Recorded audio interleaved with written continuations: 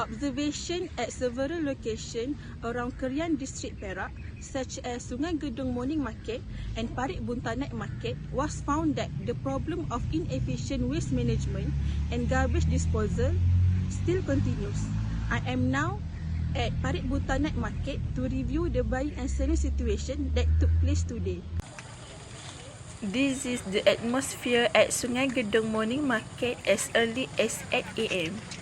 It seems that customers shop for their daily needs, mostly fresh uncooked produce.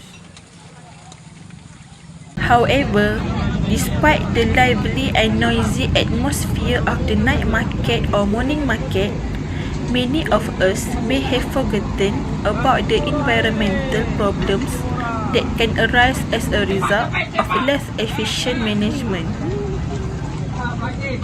Faktor utama berlakunya pembuangan sampah di pasar malam atau pasar pagi adalah kemudahan tong sampah yang tidak mencukupi, tiada pemantauan daripada pihak berkuasa dan sikap tidak bertanggungjawab. Saya rasa tak patut sebab ini melibatkan single minded. Tapi orang yang bersih, dia nak bersih. Bagi orang yang tak memikirkan kebersihan, dia punya implikasinya pada orang sekeliling.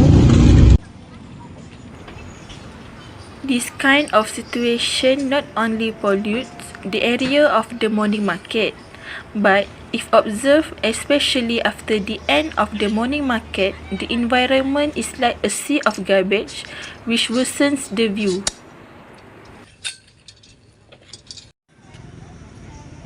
Kalau tak ada langsung penguasaan di tapak pasar hari dan pasar malam ni, memang peniaga mungkin dia akan leka lah.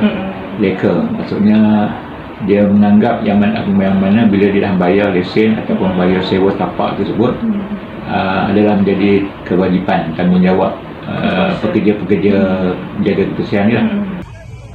The lack of trash bins is indeed the cause of garbage, but there are many people who are willing to throw garbage into the nearby drain, causing the drain to become clogged and smell bad, especially in the rainy season.